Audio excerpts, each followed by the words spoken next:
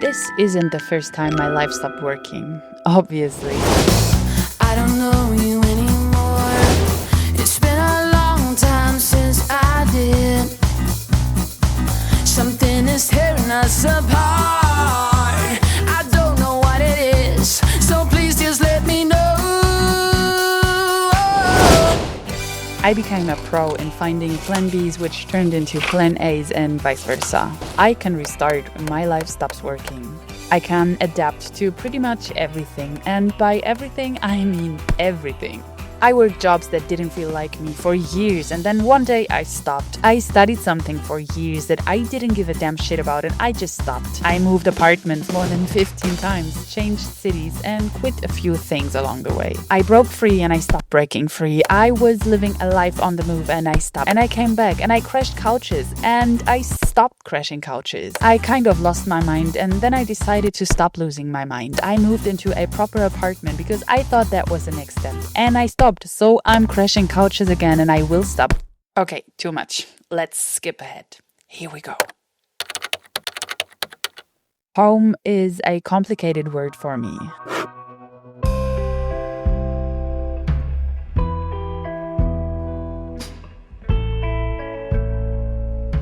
I thought coming back to the place I once lived and mostly ran away from would feel grounding. It did not.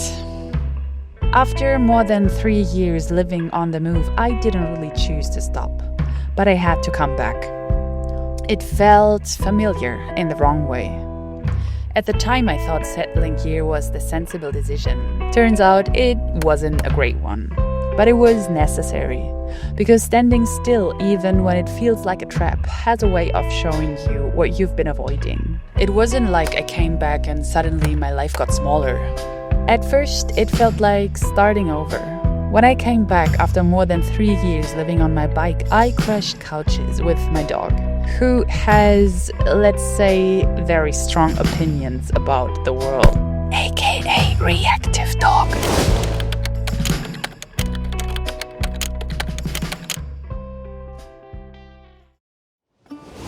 Not everything in my life is stable. That's not new. I move, plans change, and sometimes they change very suddenly. For a while I thought stability had to look like one thing: an address, a routine, a plan that actually sticks. Turns out that's not how my life works. But there are a few things I don't want to negotiate anymore, like electricity. This is the Jackery 2000 Pro. It gives me more power than I actually need, even when I don't know how long I'll stay. Enough to charge everything at once and still not think about it. I can charge my phone, camera, or my morning coffee equipment. And when I'm outside, I don't need to plug it in either. I use those solar Saga panels. I set them up once and let the sun do the rest. No noise, no fuel, no thinking. Van, apartment, someone else's couch. It doesn't care where I am or how many times things change. My plans sometimes tend to fall apart. This doesn't. So wherever I show up, I bring my own power.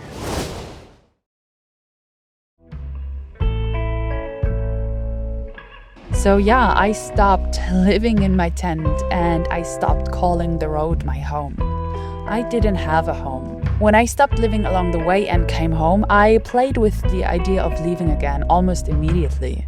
But after the 7th couch, I decided to stay. I moved into a real apartment, a real one. No tent, no van, no Airbnb. I want you to stay.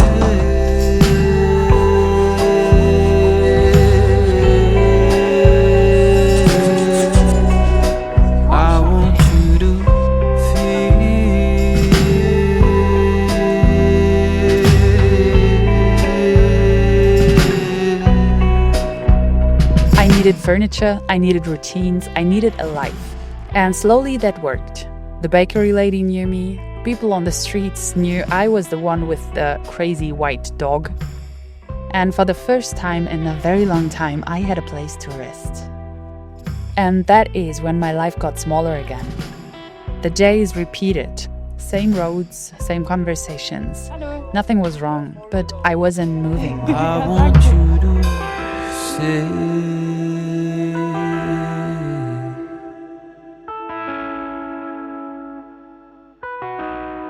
I want you to feel.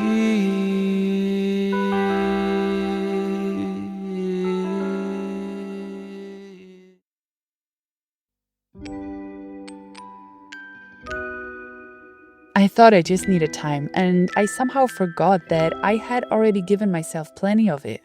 I mean, I didn't joke when I said I worked so many different jobs I can't even count them anymore. I didn't lie when I said I studied for almost a decade just to give myself time to fit it. I wasn't lying when I said I moved apartments more than 15 times, changed cities, stopped drinking. I wasn't exaggerating when I said I broke free and lived with Mother Nature on my bike. And I wasn't lying when I said I crashed on almost all of my friends' couches when I had to come back. And I'm not lying now when I say I even moved into a real apartment, just to give myself time to squeeze all of me into 4 walls. Where the wind will blow, I don't know for sure.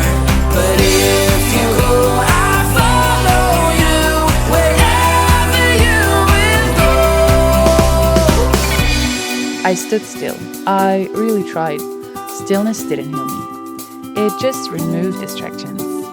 Where will I go if you decide? So when it got still, my head became loud. Like super loud. Like jackhammer loud.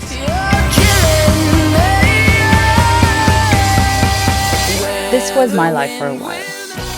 When everything got quiet, one thought appeared out of this loud construction word inside my head. Not a dramatic one, and not a clear one. Just this constant feeling that I was waiting.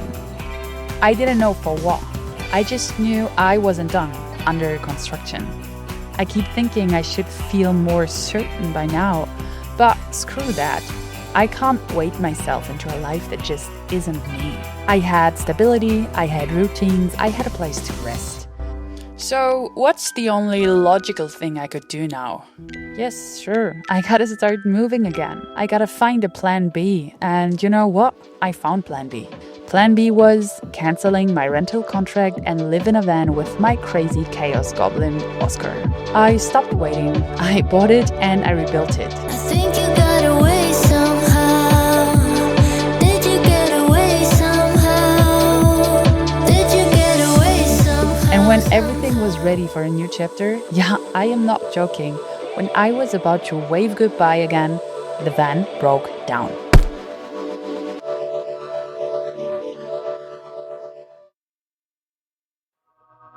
Apparently, this isn't the first time my life stopped working.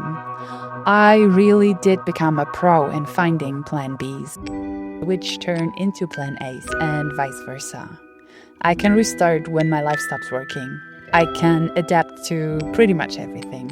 And by everything, I mean everything.